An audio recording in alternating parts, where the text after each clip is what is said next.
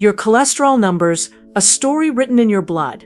As a cardiologist, I spend a great deal of my day talking about numbers. We measure blood pressure, heart rate, and body weight.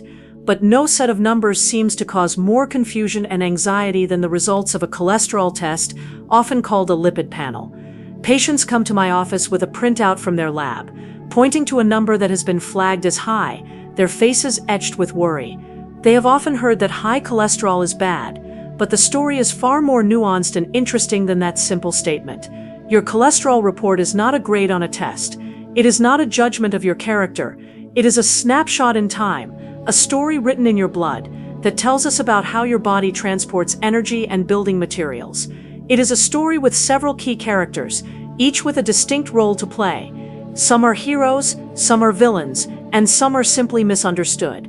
My goal in this article is to demystify these numbers for you. I want to move beyond the simple labels of good and bad and give you a deeper understanding of what these values truly mean for the health of your heart and your arteries. Understanding this story is the first step toward taking control of it. When you can read the report and understand the roles of the different players, you are no longer a passive recipient of a scary number. You become an empowered participant in your own health, ready to make informed decisions with your doctor about how to write a healthier next chapter for your heart. In an era where preventative medicine is our most powerful tool, understanding your personal risk profile is not just helpful, it is essential. What is cholesterol? The misunderstood building block. Before we can understand the numbers, we must first understand cholesterol itself. Cholesterol has a bad reputation, but the truth is, it is absolutely essential for life. It is a waxy, fat-like substance that is a fundamental building block for every single cell in your body. Your body uses it to make the outer membrane of your cells, to produce vital hormones like estrogen and testosterone, and to create vitamin D from sunlight. It is also a key ingredient in bile, which your liver makes to help you digest fats. Your body is so dependent on cholesterol that your liver manufactures most of what you need, typically around 80%. The cholesterol you get from food, which is only found in animal products like meat, eggs, and dairy, makes up a smaller portion of your total supply. For most people, the amount of cholesterol you eat has only a modest impact on the amount of cholesterol in your blood. Your body has a feedback system.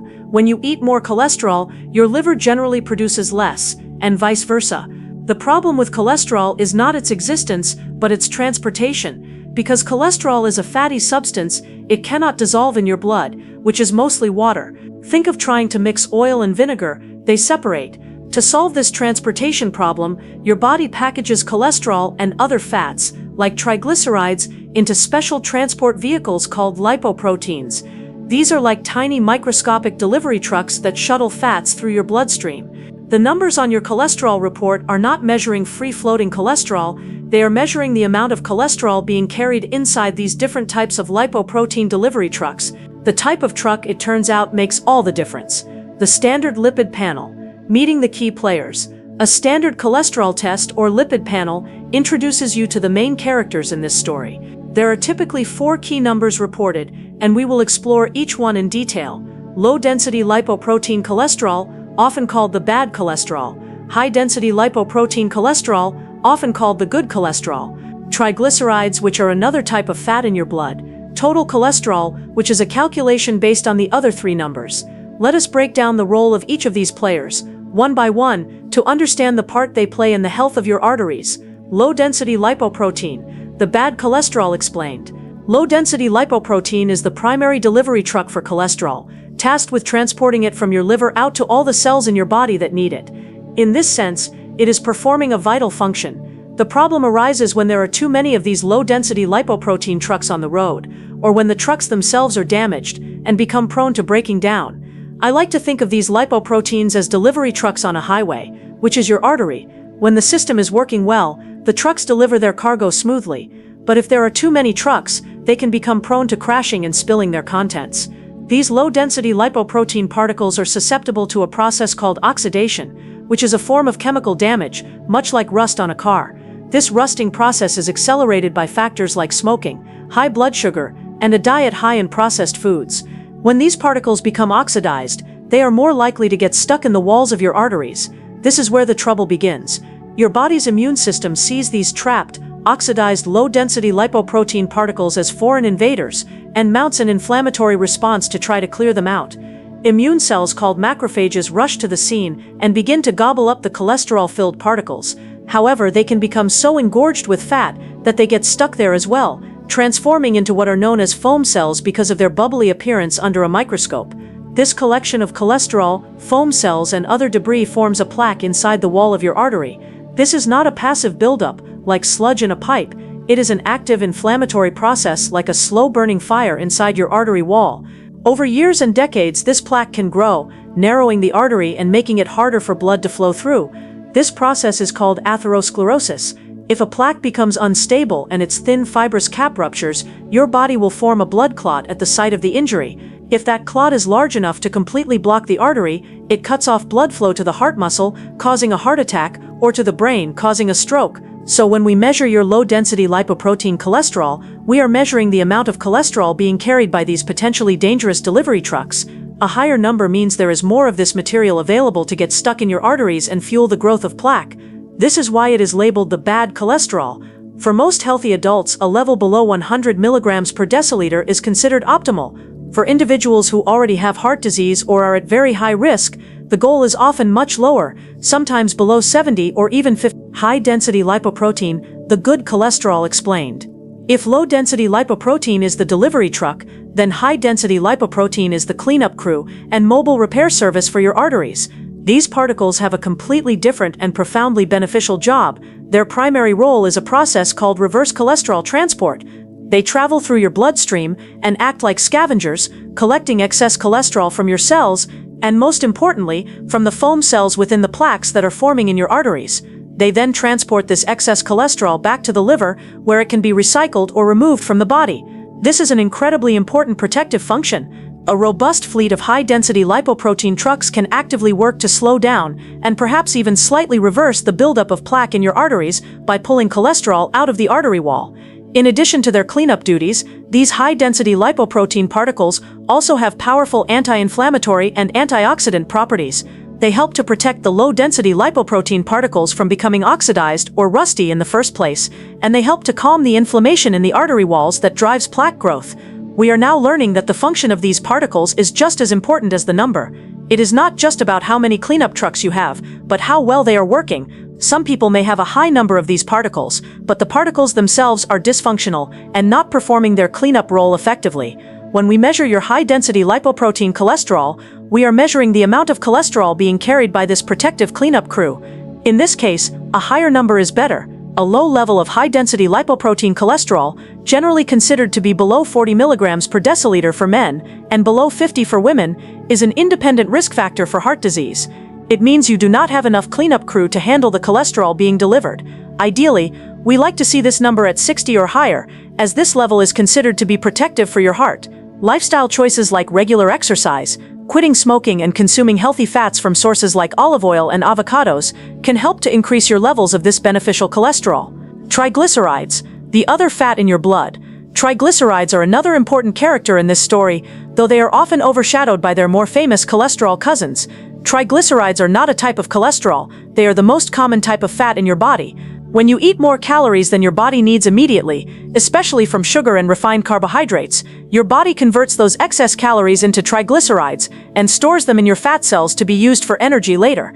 Your liver also packages triglycerides into lipoprotein particles to be transported through the blood. High levels of triglycerides in your bloodstream, a condition called hypertriglyceridemia, are often a sign of underlying metabolic problems, such as insulin resistance, prediabetes, or type 2 diabetes. High triglycerides are an independent risk factor for heart disease. While they do not appear to get trapped in the artery wall in the same direct way as low-density lipoprotein cholesterol, they contribute to the problem in several ways. High triglyceride levels are often associated with low levels of the good high-density lipoprotein cholesterol, and with a shift towards smaller, denser, and more dangerous low-density lipoprotein particles. This combination creates a highly atherogenic environment, meaning an environment that is very conducive to plaque formation. When we measure your triglycerides, we are assessing the amount of this energy-rich fat circulating in your blood. A normal level is considered to be below 150 milligrams per deciliter.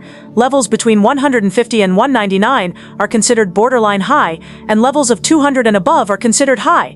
Very high levels above 500 also increase the risk of pancreatitis, which is a painful inflammation of the pancreas. Total cholesterol, the big picture number. The final number on your standard report is your total cholesterol. This is not a direct measurement, but a calculation. It is roughly the sum of your low-density lipoprotein cholesterol, your high-density lipoprotein cholesterol, and 1/5 of your triglyceride level. For many years, total cholesterol was the primary number that doctors and patients focused on. A general goal was to keep it below 200 milligrams per deciliter. However, we now understand that this number can be misleading because it lumps the good and bad cholesterol together and can give a false sense of security or unnecessary alarm. For example, consider two different people. Person A has a total cholesterol of 220, which would be flagged as high, but if their high-density lipoprotein cholesterol is very high at 90, and their low-density lipoprotein cholesterol is at a healthy level of 110, their overall risk is likely quite low. They have a massive cleanup crew that is handling the deliveries well.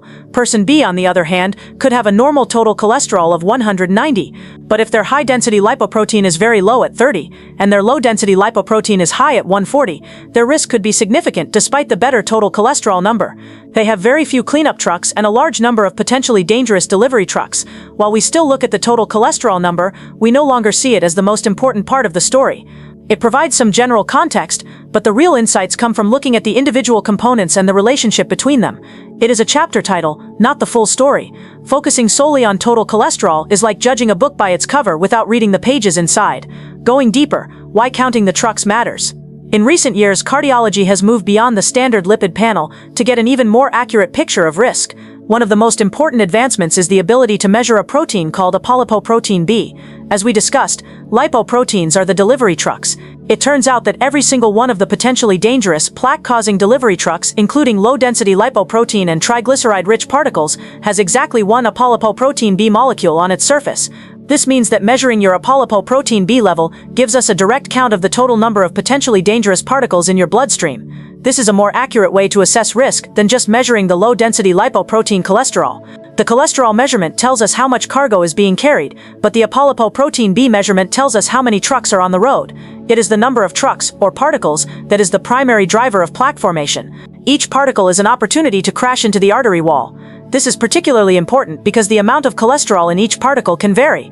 Some people have large, fluffy, low-density lipoprotein particles that carry a lot of cholesterol, while others have small, dense particles that carry less cholesterol each. A person with many small, dense particles could have a normal low-density lipoprotein cholesterol level, but a dangerously high number of particles, and therefore a high Apolipoprotein B level. A standard test would miss this risk, but an Apolipoprotein B test would reveal it. The genetic wildcard, understanding lipoprotein A. Another advanced test measures something called lipoprotein A. This is a special type of low-density lipoprotein particle that has an extra highly inflammatory protein attached to it. This structural addition makes the particle particularly sticky and more likely to contribute to both plaque formation and, crucially, blood clot formation. What is unique and so important about lipoprotein A is that your level is almost entirely determined by your genes. It is not significantly affected by diet, exercise, or most standard cholesterol-lowering medications like statins. It is an inherited risk factor, passed down through families. Think of it as inheriting a certain model of delivery truck that has a design flaw, making it inherently more dangerous, regardless of how well you maintain it or how carefully you drive. You can have a perfect lifestyle and still have this elevated risk factor lurking in the background. Because this risk is genetic and lifelong, it is now recommended that every adult have their lipoprotein A level checked at least once in their lifetime. If your level is high, it means you have a lifelong, genetically elevated risk for heart disease. Knowing this does not mean you are destined to have a heart attack, but it does mean that you and your doctor need to be even more aggressive about controlling all your other modifiable risk factors. If you have this inherited risk, it becomes even more critical to keep your low-density lipoprotein cholesterol and your blood pressure as low as possible to counteract it. It empowers us to be more proactive in your care. Putting it all together, how a cardiologist sees your risk. When I look at a patient's cholesterol report, I am not just looking at a single number in isolation. I am looking at the entire story and putting it in the context of the individual sitting in front of me. I am assessing the balance between the bad low-density lipoprotein and the good high-density lipoprotein. I am looking at the triglyceride level as a clue to the patient's overall metabolic health. I am considering their Apolipoprotein B level to understand the true number of particles posing a threat, but even that is not the whole picture. I integrate these numbers with all the other information I have about the patient, their age, their sex, their blood pressure, whether they have diabetes, whether they smoke, and their family history. We use all of this information to calculate a risk score that estimates their chance of having a heart attack or stroke in the next 10 years. This helps us to frame the conversation. If I tell a patient their 10-year risk is 15%, It means that out of 100 people with their exact same risk profile, we would expect 15 of them to have a heart attack or stroke in the next decade. For younger patients, we also think about lifetime risk, because a low 10-year risk can be falsely reassuring for a 30-year-old whose habits are setting them up for trouble down the road. This comprehensive view allows us to make personalized recommendations. For a young healthy person with a slightly elevated low-density lipoprotein level, but otherwise perfect numbers and no other risk factors, the recommendation might be to focus on diet and exercise. For an older person with the exact same low-density lipoprotein level, but who also has high blood pressure, diabetes, a high lipoprotein A, and a high Apolipoprotein B level, the recommendation will be much more aggressive, likely including medication like a statin, because their overall risk is exponentially higher. The decision is always a shared one, a conversation about balancing the benefits of treatment against any potential risks or side effects. Conclusion: from numbers to action. Your cholesterol numbers are a powerful tool. They are not a final verdict on your health, but rather a guidepost, a set of clues that can help you and your doctor understand your personal risk and create a plan to protect your future. The story they tell is not set in stone. You have the power to change the narrative. Through a heart-healthy diet, regular physical activity, stress management, and when necessary, effective medications, you can lower your number of bad delivery trucks, increase your good cleanup crew, and calm the inflammation in your arteries. The first step on that journey is understanding. I hope this guide has helped to translate the complex language of your lipid panel into a story that makes sense, a story that empowers you to take the next step toward a long and healthy life. This knowledge transforms you from a passenger to the driver of your own health journey.